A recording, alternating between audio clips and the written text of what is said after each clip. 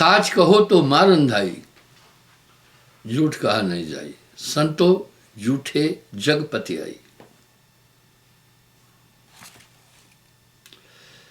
ब्रह्मा जी के दो पुत्र हुए, एक सुर द्वितीय असुर। आखिरी राक्षस आए कहां से? शास्त्रों को सिर्फ पढ़ना नहीं, गुनना है, तब रहस्य पता चलेगा। सतोगुणी सुर कह सब कोई, विषय विकारी असुर सोई। तीन लोक में विषय विकारा, चौथा लोक विषय से न्यारा। थोड़ा विचार करें, यहां साहब हर जगह चौथे लोक की बात कर रहे हैं। भाई पहले पहले चौथे लोक की बात किया किसने? चौथे लोक का उल्लेख कौन दिया? जब हम इस पर चिंतन करेंगे तो बात साफ आ जाएगी। आजकल नाना मत मतांतर अपने अपने गुरु को सर्वोपरि सत्ता बोल रहे हैं। ठीक है, हम इसके विरुद्ध नहीं है। गुरु गोविंद दोनों खड़े, काके लागो पांव, बलिहारी गुरु आपने जिन गोविंद दिया बसाया। सवाल मेरा ये है, सबसे पहले उस लोक का संदेश देने वाला कौन था? अगर जन्म अंक की साखियों का आप अध्ययन करेंगे तो उसमें साफ हो रहा है, अव्वल संत कबीर है, दूजे रामानंद, ताते भक्ति प्रकट भई, सात दिनों खंड। काल का एक खेल था। मैं एक बात हमेशा कह रहा हूं, जितना सदगुरु की भक्ति को तथा कथित कबीरपंथियों ने नुकसान पहुंचाया, इतना किसी ने नहीं पहुंचा। दरअसल कबीर साहब की शिक्षा बहुत ऊंची थी। कुछ वर्ग वर्ण ने उन्हें अपने दायरे में बांध दिया, वो किसी दायरे में थे ही नहीं। ये एक साजिश थी। आज जितने भी मत मतांतर हैं वो कबीर साहब की नकल पर यही बोल रहे हैं कि हमारे गुरुजी का भी शरीर नहीं मिला। ऐसा प्रमाण कहीं भी नहीं है। लेकिन साहब संसार से चलते समय बता के गए, कबरा जब हम पैदा हुए, जग हंसा हम रोए, जग हंसा हम रोए, ऐसी करनी कर चले हम हंसे जग रोए। अब मैं किसी पर अपेक्षा नहीं कर रहा हूं, निंदा मेरा काम नहीं है। निंदा निंदा सब कहे, निंदा न जाने कोई, जैसे को तैसा कहे वो भी निंदा न हो। क्योंकि मैंने काफी समय लगाया, मैं 3-13 में था नहीं, ना शादी किया, ना ब्याह, ना लड़के, ना बच्चे। दुनिया में हम सबसे अच्छे, न घर, न द्वार, न बीबी, न बच्चे। सभी मत मतांतरों और धर्मों के शास्त्रों का अध्ययन किया, देखा क्या बोल रहे हैं। बिन जाने जो कोई निंदा करे, सोना भव सागर में पड़ी। आजकल एडवर्स यूनिवर्सिटी बहुत चल रही है। पहले जानना है, उसके बाद बात करना है। प्रमाण मिलता नहीं। अब मैं किस किस पंथ का नाम लूं जो कह रहे हमारे गुरु का भी शरीर नहीं मिला? ये झूठ नहीं है। झूठे का मांडन धरती और आकाशा। खैर छोड़िए, मैं इस पे नहीं उलझ रहा हूं।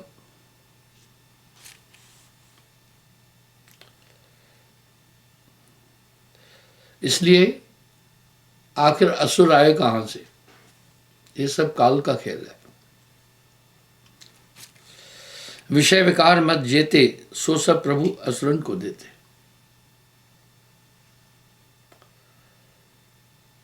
जितने भी विषय विकार मद आदि है, नशे हैं, ये सब असुरों को दिए हैं।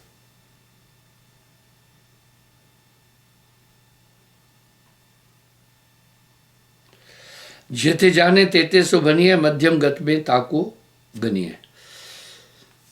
आपके शरीर में कर्मों का प्रभाव कैसे मनुष्य के पड़ता है वो ध्यान से सुने।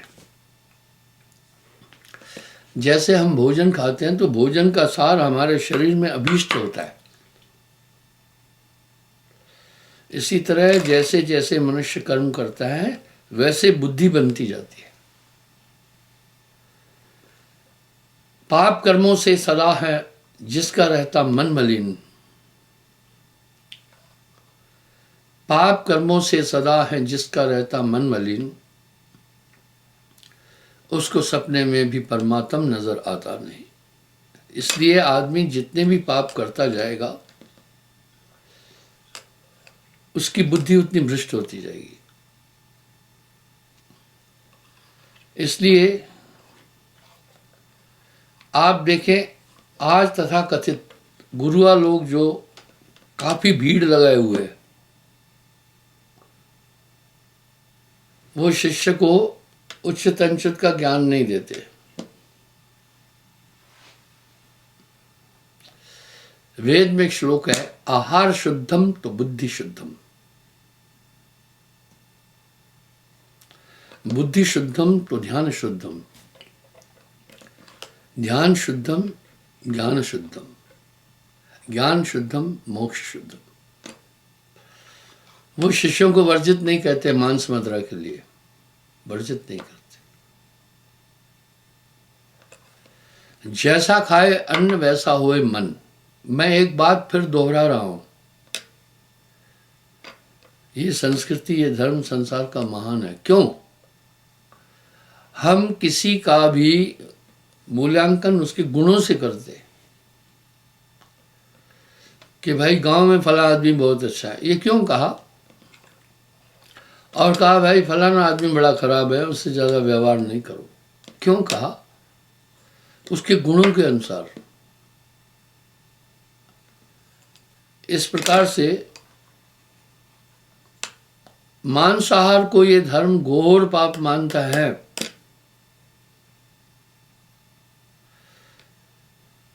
इस धर्म का की एक मान्यता है, इस संस्कृति की, ईश्वर है। ये ईश्वर के अस्तित्व को स्वीकार करता है। दो सिद्धांत है, सत्य और अहिंसा। अहिंसा सत्य क्या है और अहिंसा क्या है? हमें सत्य और अहिंसा के सभी अंगों को ठीक से समझना होगा।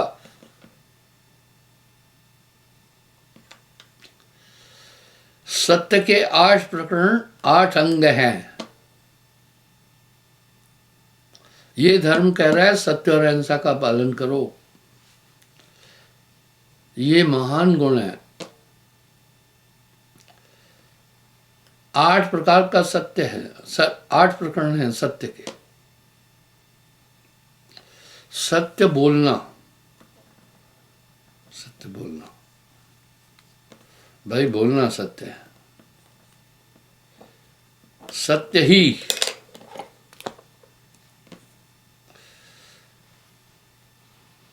आहार करना, यानी सुकृत अंश, हक की कमाई से भोजन खाना। सत्य ही संग करना, सत्य ही आचरण रखना,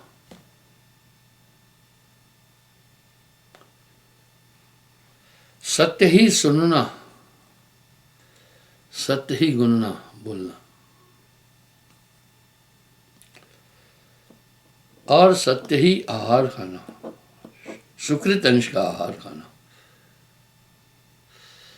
ये सत्य के 8 प्रकरण हैं। अहिंसा के भी 8 अंग हैं। ये क्यों जरूरी है? सत्य ही कर्म करना है, ये क्यों जरूरी है? पाप कर्मों से सदा है जिसका रहता मन मलिन, उसको सपने में भी परमात्मा नजर आता नहीं। आप देखिए जल है, शुद्ध जल में बड़े गुण हैं। यही जल अशुद्ध हो गया। अशुद्ध क्यों हुआ? इसमें गंदगी मिल गई, कुंठित चीजें मिल गई, वो हानिकारक है। इसलिए अहिंसा के भी 8 अंग है। पहला, किसी भी जीव को मन वचन कर्म से दुख नहीं देना, ईर्ष्या नहीं रखना, किसी की निंदा नहीं करना, किसी से बैर नहीं रखना, बदले की भावना नहीं रखना। जो कोई तो को कांटा बोए, बाको बो फूल, तुझे फूल के फूल है, बाको है त्रिशूल।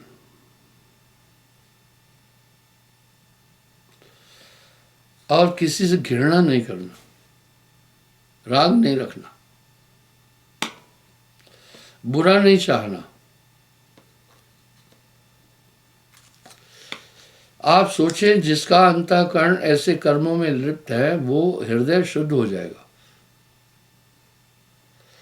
जब अंतःकरण शुद्ध होगा तभी आप अपने अंदर की एक्टिविटी देख सकते हैं। कमरे में अंधकार है अगर, तो आपको रखी हुई वस्तुओं का बोध नहीं होगा। और इस जीवन का धर्म का एक लक्ष्य है, मोक्ष की प्राप्ति। इसको अगर महानतम धर्म कहा है तो इन गुणों पर चलना। सिर्फ किसी धर्म में जन्म लेने से मनुष्य कभी धर्मिष्ठ नहीं होता है। धर्म के नियमों का अनुकरण करे। साहब की वाणी बड़ी सरल, सहज। पाप कर्मों से सदा है जिसका रहता मन मलिन, उसको सपने में भी परमात्मा नजर आता नहीं। अब आपको मैं बताता हूं मूल रूप से पाप कर्म के 7 अंग है। प्रथम झूठ, ये 7 रास्ते हैं पाप के, इसीलिए 7 कुंभी नरक भी है। पहला, झूठ। साच बराबर तप नहीं, झूठ बराबर पाप, जाके हृदय साच है, बाके हृदय आप। पहला झूठ। दूसरा, हिंसा।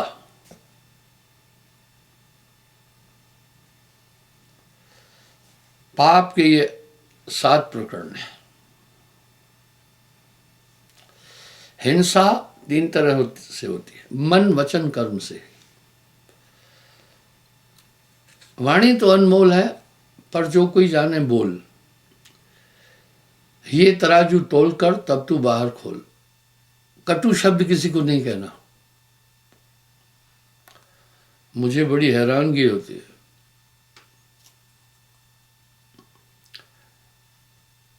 मैं 75वां जन्म मना चुका हूं। मैंने अपनी आयु में अपने बुजुर्गों को देखा, लोगों को देखा, राजनीतिज्ञों को देखा। जितना वर्तमान में रफ टॉक हो रही है वो एक बहुत बड़ा संदेश है।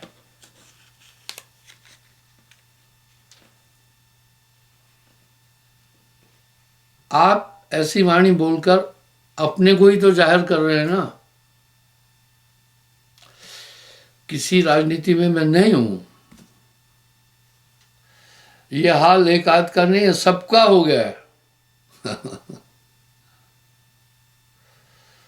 और यहां की हवा विदेशों में भी पहुंच गई है।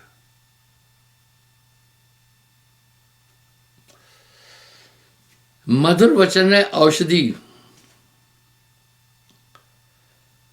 कटु वचन है तीर। स्वर्ण द्वार होए संचरे, साले सकल शरीर। आप देखें, प्राचीन जो राजनेता लोग थे बड़े शिष्ट थे। वो ऐसी अशुद्ध और हिंसक वाणी का प्रयोग नहीं कर रहे थे। आप चैनलों पर देखोगे बोर हो जाओगे। मुझे तो समय नहीं, इतना भ्रमण करता रहता हूँ, पर जब खोलता हूँ तो देखता हूँ क्या वाक युद्ध है।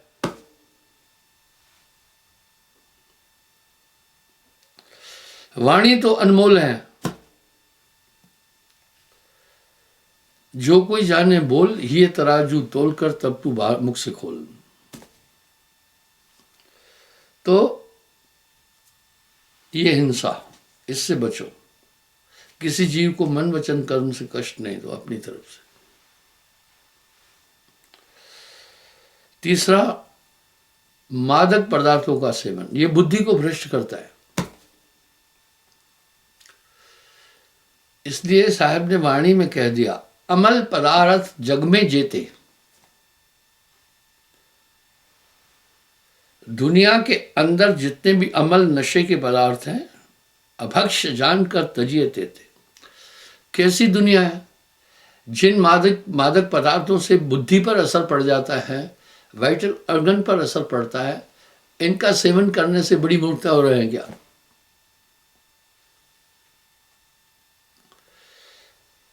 मैं आपको एक वृत्तांत बताता हूं। ये रूस की बाल कथाओं में आता है। एक किसान था, बहुत शील और गंभीर था। एक शैतान उसको उत्तेजित करना चाहा,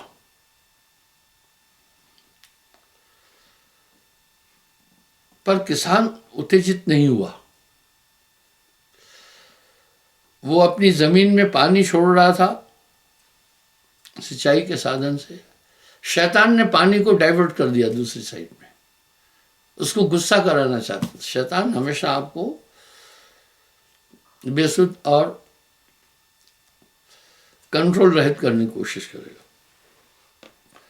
किसान ने दिल में सोचा, हो सकता है वहां पानी, आप सोच पॉजिटिव रखो ना। सोचा हो सकता है वहां पानी की जरूरत नहीं है, ये अच्छा आदमी है, इसलिए पानी डाइवर्ट करके दूसरी साइड में कर दिया।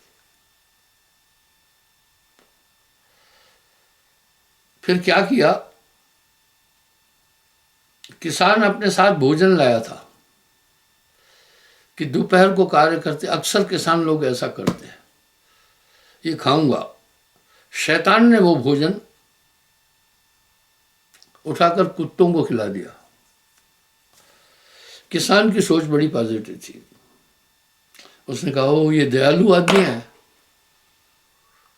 हो सकता है कुत्ते बहुत भूखे थे इसलिए ऐसा किया। किसान के बैलों को खोल दिया शैतान ने। किसान को वेग नहीं आया, आवेग नहीं आया। सोचा वो बैल थके होंगे इसलिए इसने खोल दिया।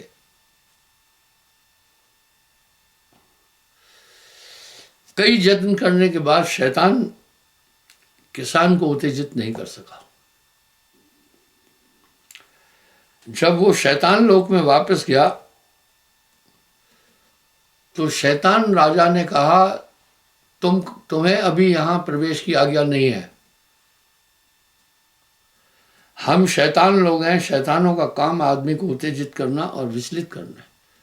जब तक तुम उस किसान को विचलित और आवेग में नहीं लाओगे, यहां नहीं आना।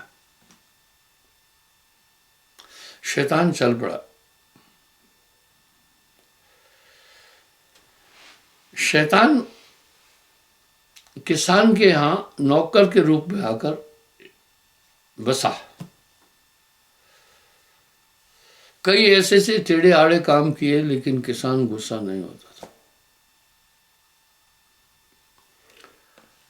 आखिर में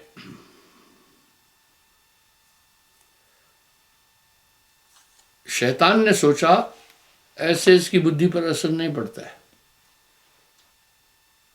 शैतान ने मद का इस्तेमाल किया, शराब का, मदरा।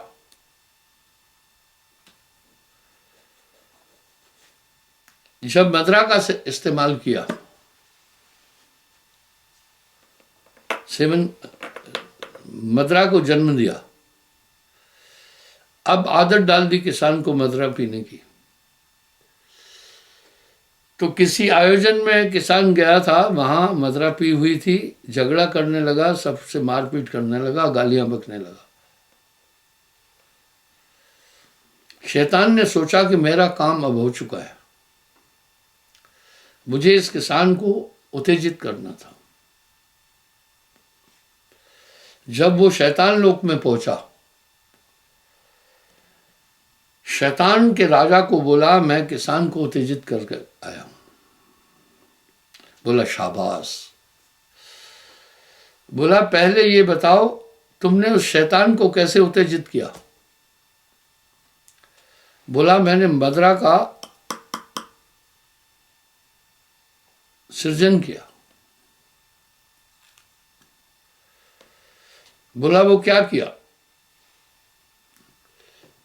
बोला मैंने उस नशे के कारण बुद्धि पर असर पड़ता है, मैंने इसमें पहला लोमड़ी का रक्त मिलाया, दूसरा कुत्ते का, तीसरा सूअर का, तीसरा शेर का,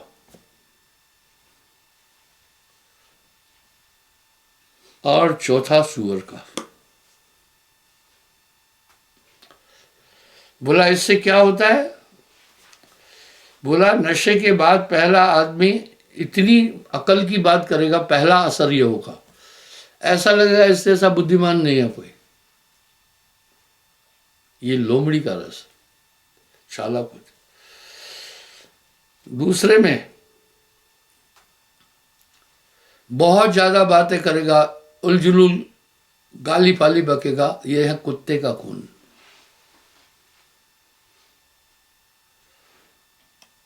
तीसरा, इसमें मैंने शेर का रस मिलाया, रक्त मिलाया। दहाड़ेगा आ जाओ कोई भी, हालांकि पैर नहीं संभल रहे हैं, खुद नहीं संभल रहे हैं, लेकिन कहेगा आ जाओ, ये शेर का रस है। चौथा सूअर का रस, रक्त। फिर ये नालियों में गिरेगा,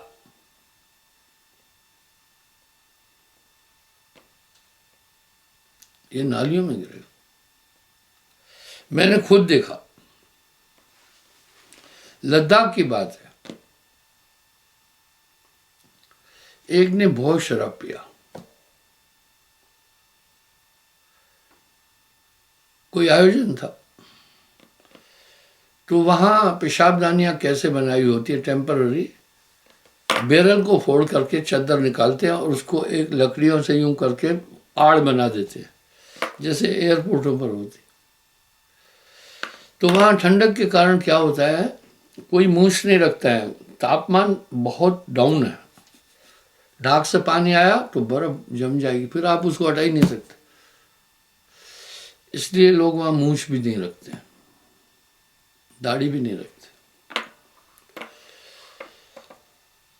इवन जो पेशाब करते हैं, नीचे गिरते ही जम जाता है, बर्फ बन जाता है। तो वहां पेशाबदानी के साथ बहुत बड़ा बर्फ का एक टिया सा बन गया था, लोग पेशाब कर रहे थे। जब ये वहां पेशाब करने गया, गिर गया, पांव स्लिप कर गया, नशा ज्यादा किया था, मुंह सीधा पड़ा उस ढेर पर। अब वो जीभ से चाट रहा था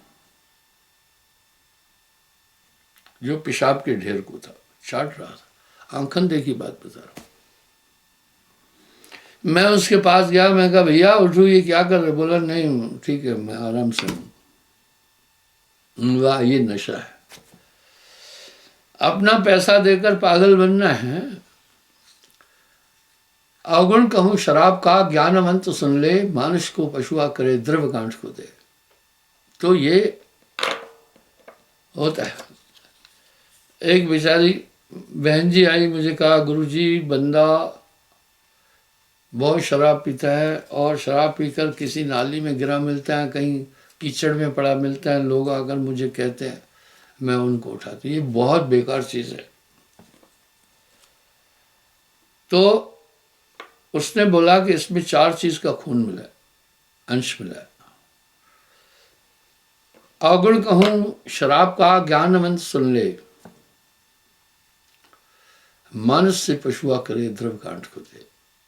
अब दूसरा आहार शुद्धम पर बात है, जो जिसका मांस खाएगा उसकी मृत्यु आएगी।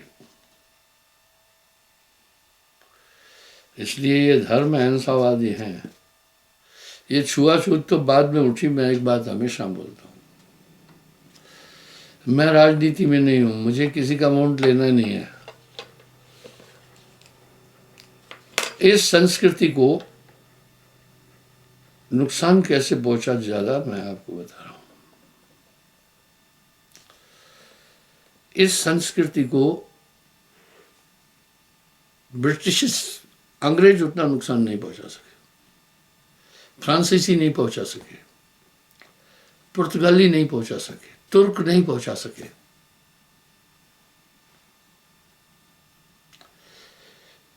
ईसाई भी नहीं पहुंचा पाए इतना नुकसान जितना हम सब ने खुद इस धर्म को नुकसान पहुंचाया। बस वही है, untouchability is a crime against human body. जितना राजनेताओं ने अपने हितों के लिए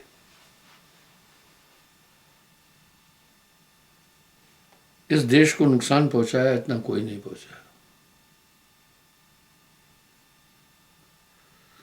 साहब की शिक्षा इसमें बड़ी साकार है, बड़ी दमदार है। एक ही जात सकल संसारी, नानक देव जी भी कह रहे। और साहब कह रहे जात पात होकर नहीं आए, ये झगड़ा जग में फैला है। जात पात का चिन्ह न कोई, एक ही राह से सब जगह आया। सब गर्भ द्वार से निकले, मलमूत्र के द्वार से निकले। इसलिए जन्मते शूद्रम कहा गया है, जन्म लेते ही शूद्र है आदमी, लेकिन कर्म विशेष है।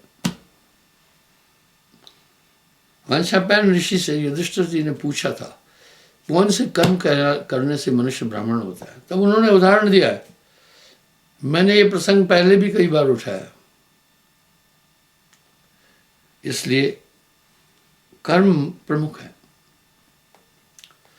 अब इससे क्या नुकसान हुआ? जो हमारे हिंदू भाई थे उनको हमने मान सम्मान दिया नहीं, छोटी जात करके। वो तलाश में थे उपासना और आराधना के। कुछ ईसाई बन गए, उन्होंने कहा चलो वहां समानता है। कुछ मुस्लिम बन गए, कुछ अन्य बरादरियों में चले गए, कुछ बुद्धिस्ट बन गए। इस तरह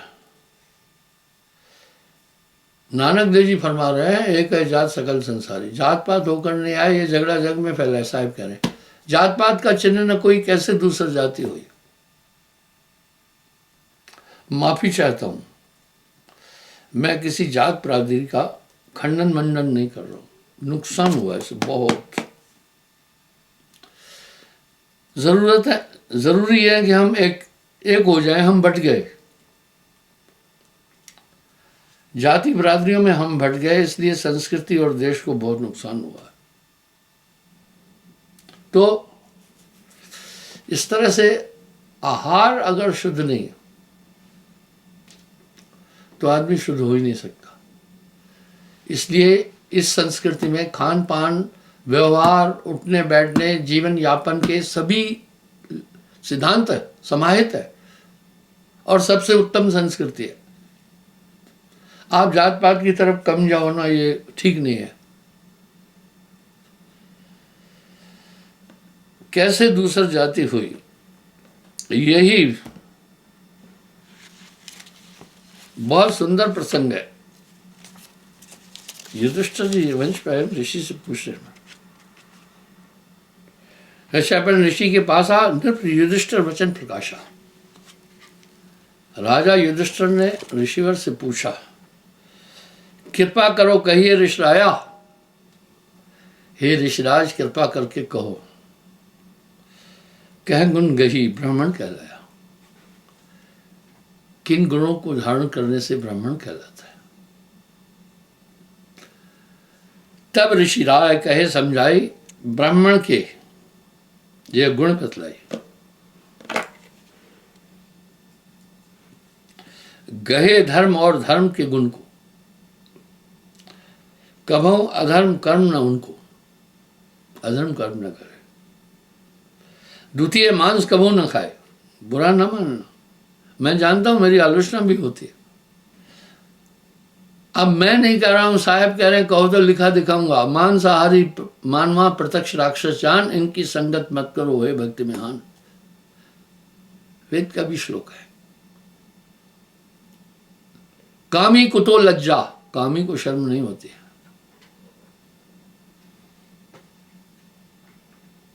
क्रोधी कुतो दया, पापी कुतो धर्मम। इसलिए हिंसक आदमी कभी धर्मिष्ठ नहीं हो सकता। यहां बहुत झंझट पैदा हो जाता है, लोग लड़ाई करने आ जाते हैं। वेद कह रहे हैं, संतों की वाणी कह रहे हैं, मांस पराया खावना। नानक देव जी क्या कह रहे हैं? कुछ सुअर कुछ गाय। वाह, बहुत कठिन बोल गए। ठीक है, महापुरुष है।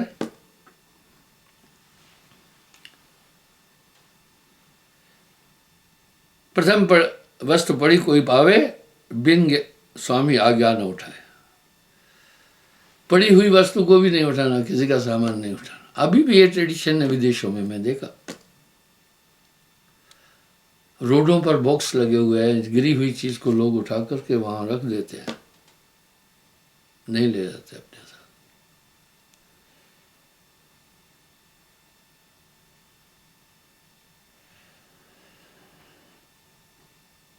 पंचम गहे पंचगुण जबई, तप दम दया सत्य प्रिय सबई।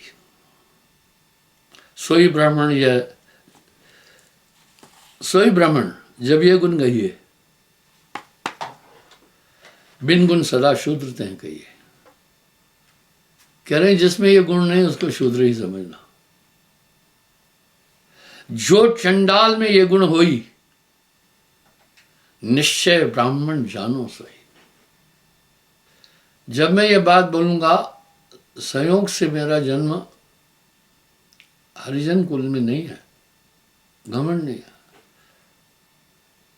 जब ये मैं बात करूंगा तो मुझे भी लोग कह रहे हैं ये चूड़ा है, कोई बात नहीं। अब क्या बोल रहे हैं ध्यान से सुनिएगा। कहते शूद्र विप्र शोभयु, मात पिता नहीं ब्राह्मण रहे। कह रहे हैं, उदाहरण दे रहे हैं प्राचीन काल का। कितने शूद्र विप्र बन गए, उनके माता पिता भी ब्राह्मण नहीं थे। मल और मूत्र की देही जोई, ताको ब्राह्मण कहे ना कोई। ज्ञानदार जो ब्राह्मण भय वर्णाश्रम ताके नहीं रहे। आगे आगे सुनिए क्या करे। जात वर्ण में जीवर जाना, बिन श्रम साध सुबंधन माना। आगे क्या करे वो आगे सुनिए आप। जात वर्ण सब मिथ्या हुई, झूठ है। ताको साधु न माने कोई, विप्र शूद्र कर्म ते हुई, उत्तम मध्यम कर्म है जोई। उदाहरण कितना सुंदर है। गजते अचल मुनि छुपाए, गज से हाथी से अचल बनी हुए। केश पिंगल मुनि उल्लू से जाए। पुष्प अगस्त पाना, कौशक मुनि कुश से प्रकट होना। कौशिक मुनि कुशा से पैदा हुए। कपि से कपिल मुनि सो पाए। कपि बंदर को कहते हैं, कपिल मुनि का अवतार उसी से है। आप हनुमान जी को देखिए कितने विशिष्ट रहे। वानर कुल में ही तो जन्म लिया ना, लेकिन कर्म से कितने महान और पूजनीय हो गए। गोस्वामी जी भी रामायण में कह रहे हैं, कर्म प्रधान विश्व जस राखा, जो जस करे सो तस फल चाखा।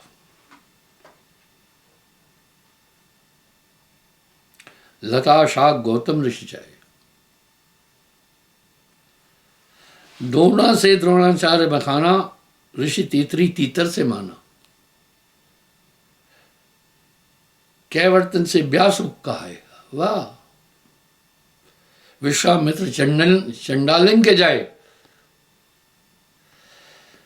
विश्वामित्र चंडालिन से उत्पन्न हुए थे और राम जी के गुरु बने थे। दुनिया कहाँ गफलत में घूम रही है, ये राजनेताओं का बहुत खतरनाक खेल है। ये साम नाम दंड भेद सबका प्रयोग होता है। ये विदुर नीति नहीं है, ये चाणक्य नीति है।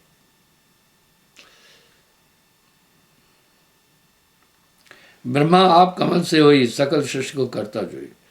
वेश्या से वशिष्ठ मुनि भयऊ, ये सब ब्राह्मण कहलाए। ये मधु की लिखी किताब नहीं है। एक वेश्या ने घोर तप करके ब्रह्मा जी से वरदान मांगा, मेरा पुत्र तुम्हारी तरह हो। तो ब्रह्मा के अवतारों में वशिष्ठ भी आते हैं।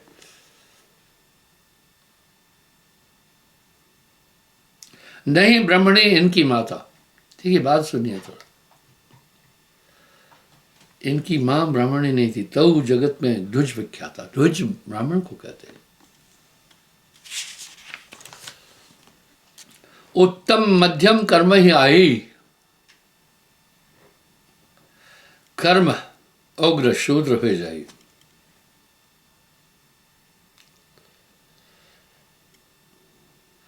क्या बात है साहब की। घोर अंधकार में जिस तरह चंद्रमा पृथ्वी को प्रकाशित करता है, साहब ने इसी प्रकार जगत को प्रकाशित किया। अगर महात्मा गांधी को आप मथोगे तो कबीर निकल आएगा अंदर से। जितने भी मतांतर भारत में प्रचलित हैं, सबको सब साहब की वाणी लेते हैं, लेकिन शो नहीं कहते, क्योंकि लोगों ने एक साजिश से कबीर साहब को चंडालिन का पुत्र बना दिया, जुलाहिन बना दिया, मुस्लिम बना दिया। और हजारों जगह वो लिख रहे हैं, अविगत से चल रहा है, कोई भेद बन ना पाया। इस प्रकार से इन उत्तम गुणों को धारण करने से वो ब्रह्म समान हो जाता है। जीवते ब्रह्म हो जाए सोई। आप राजा बलि को देखो, देवता लोग भी उनसे कांपते थे। विश्वामित्र को देखिए, एक चंडालिन का पुत्र था और सब कांपते थे। विश्वामित्र ने तो कहा एक और संसार बना दूंगा मैं। सबकी गठरी लाल है, कोई नहीं कंगाल, इस पर निष्पक्ष होकर के चिंतन करना। हम सब एक है, मनुष्य ही नहीं, जीव जंतु भी। आत्मवतम सर्वभूतेषु। मुझसे किसी विद्वान ने पूछा 600 कुछ साल पहले कबीर की वाणी की आज क्या प्रासंगिकता है? मैंने कहा सर्वकालिक। जब तक दुनिया रहेगी उनकी वाणी की प्रासंगिकता रहेगी। क्षमा चाहता हूं, समय काफी हो गया। कल पुनः मैं हाजिर हो जाऊंगा।